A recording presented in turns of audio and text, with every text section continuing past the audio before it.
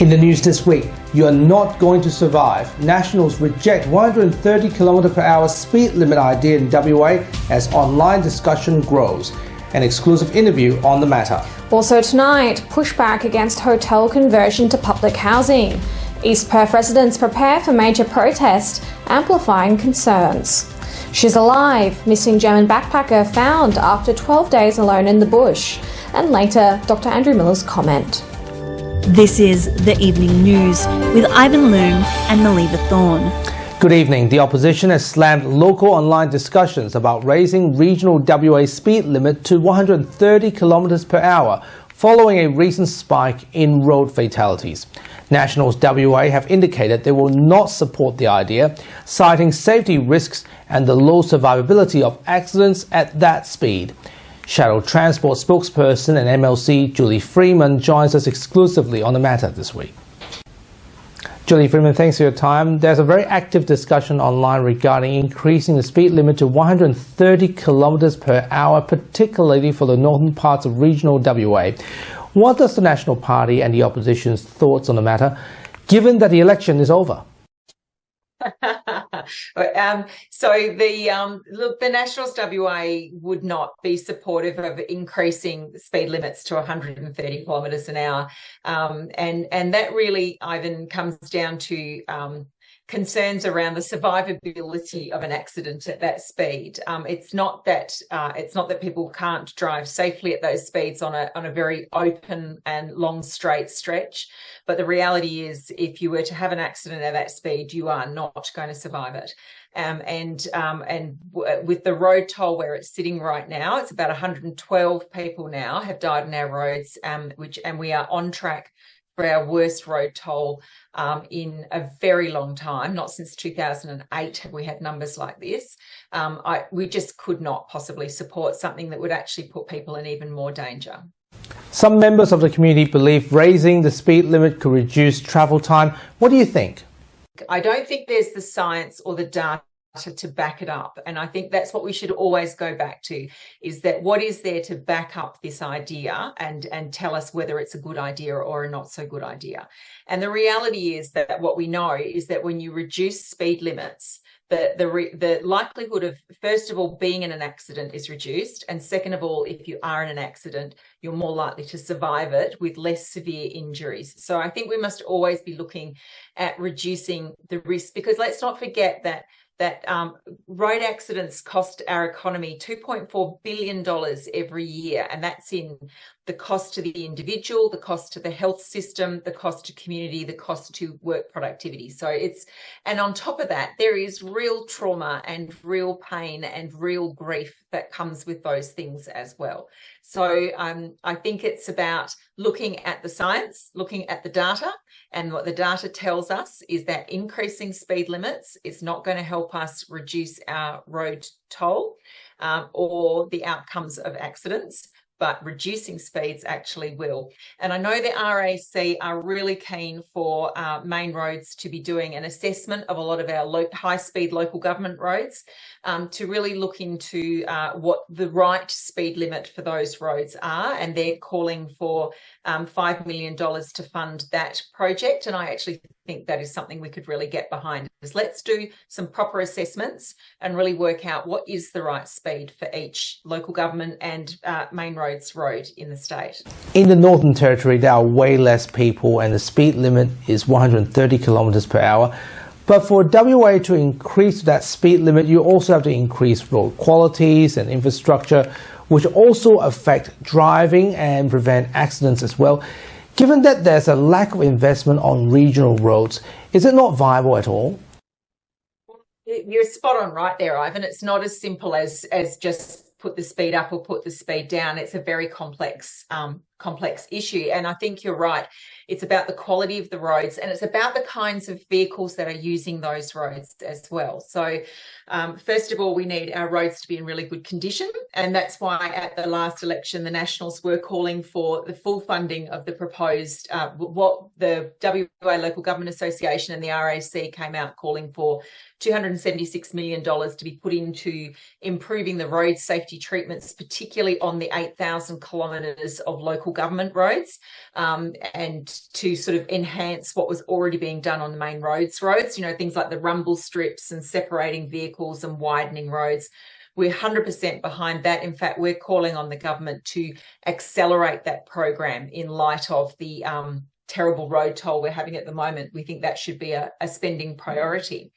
We also need to look at the mix of vehicles that are using our regional roads. So, yes, we do have some very long, straight roads, and it is very tempting to go very fast on those long, straight roads. But we also have caravanners on those roads who are not going as fast as you are. We have road trains and road freight on there that are not going as fast as the speed limit either. And you don't want to create a situation where people are frustrated because they can't reach a high speed limit and start doing risky behaviours like trying to overtake. I think if we all kind of back off a little bit and slow down and show some patience, particularly around the mix of vehicles that are on our road, then we're all going to get where we need to go safely, and we're not really going to take that much longer to get there. And you can read the full story available now on the WAMN Extra News Club. Julie Freeman, Nationals WAMC, thanks for your time this week. Thanks very much, Ivan.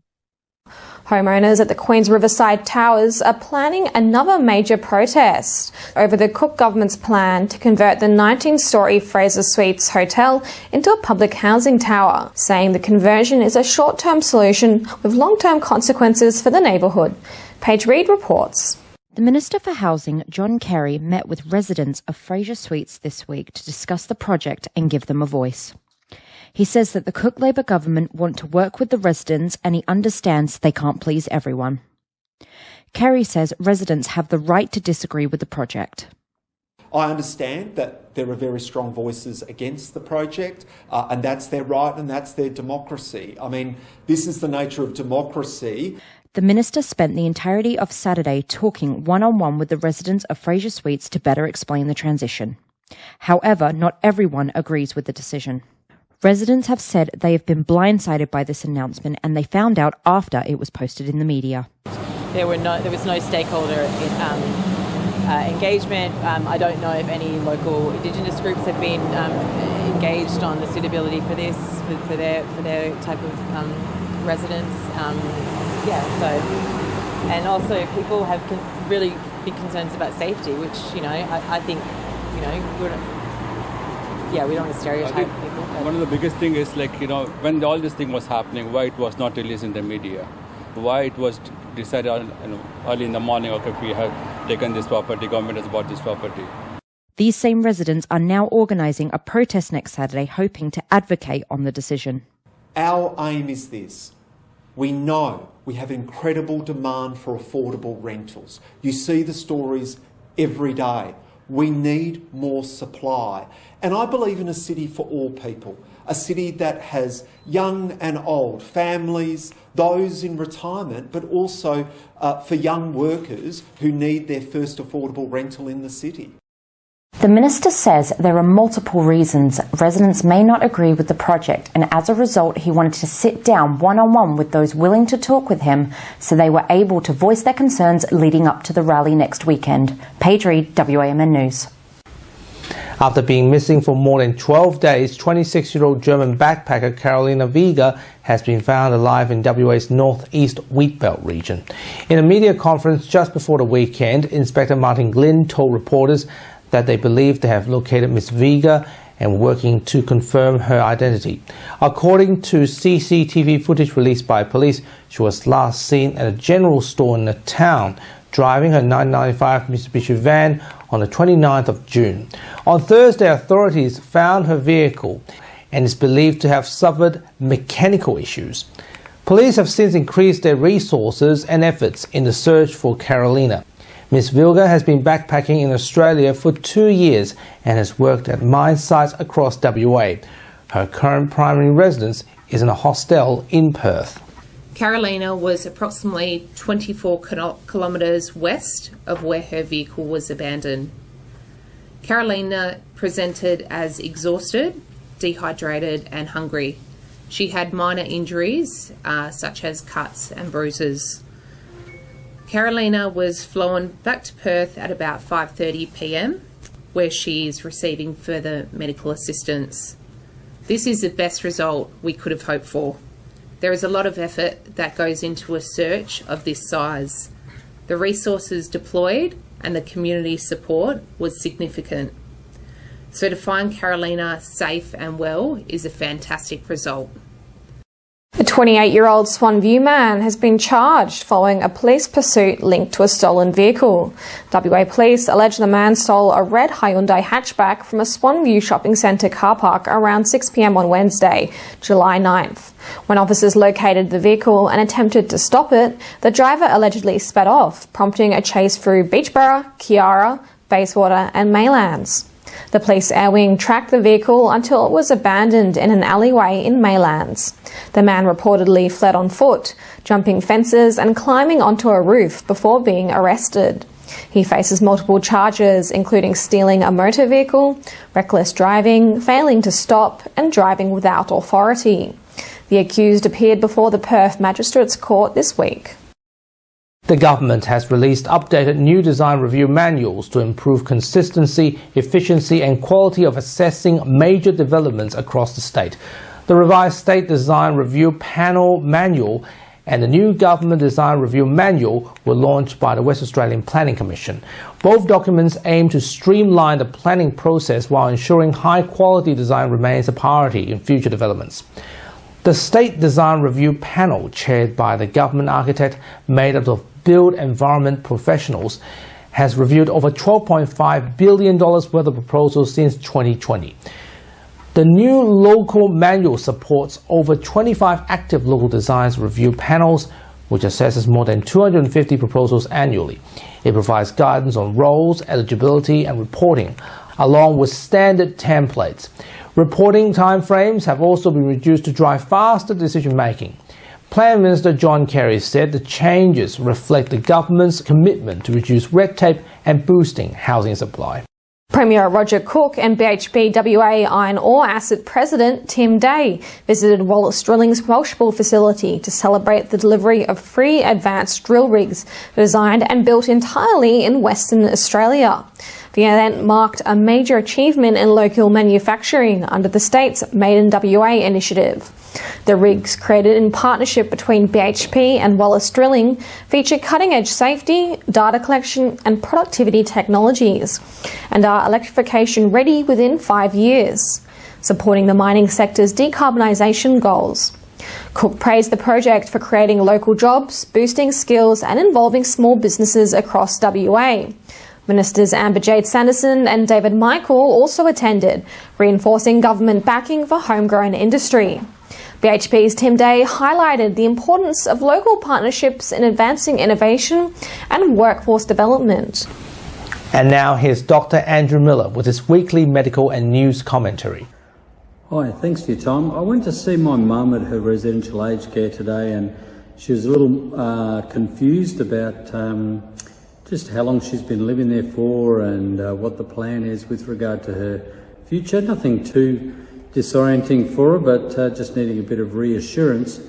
And that, combined with the fact that I myself was faced with a pretty good scam this week, made me wonder how vulnerable a lot of our elderly people are to the increased sophistication of particularly online but also telephone scams, and what we're going to do as a community to protect them as these things become more sophisticated, particularly with the use of AI to generate deep fake videos or audio which can mimic the voice of people who they know. So I think we all need to turn a little bit of attention to how our elderly relatives' affairs are being managed, who has control over their accounts and so on. Always a good idea to have those kind of things such as enduring power of attorney and enduring guardianship, advanced care directives and last will and testament, all of those things well sorted out while people still have the capacity to do so. And it's probably time for those of us who are of a generation that has some understanding of the internet, even though if it's reasonably basic, to just be warning our elderly that there is the possibility that there'll be some pretty convincing scams coming along and that we need to have very tight control over particularly who can transfer money and so on their behalf. And it will also impact on medical care because there already is fraud around things like Medicare claims being made on behalf of other people and so on. So in the healthcare space as well, we need to be very careful about who we're sharing our data with, particularly when we're online, because the phishing kind of emails that are coming out now are getting more and more sophisticated with them able to combine large amounts of stolen data in order to come up with fairly convincing emails that might seek to get further information out of you. So just a reminder that we always need to be wary when looking after our elderly, but at the moment it's a good time to be focusing on their security with all these scams around. Thanks for your time. Thank you very much, Doctor. And as we saw earlier, what a happy ending to what could have been such a tragic outcome. It could have went the other way, and we're glad as well. And that's our weekly news and current affairs. We have the latest news on our website, wamnnews.com.au. Subscribe to WAMN Extra News Club so we can continue our work in the community. Full details on wamnews.com.au/news/extra, supporting independent local news, keeping democracy strong. From Ellie Page, for myself, wish you good health, good night. See you next week. Thanks for watching.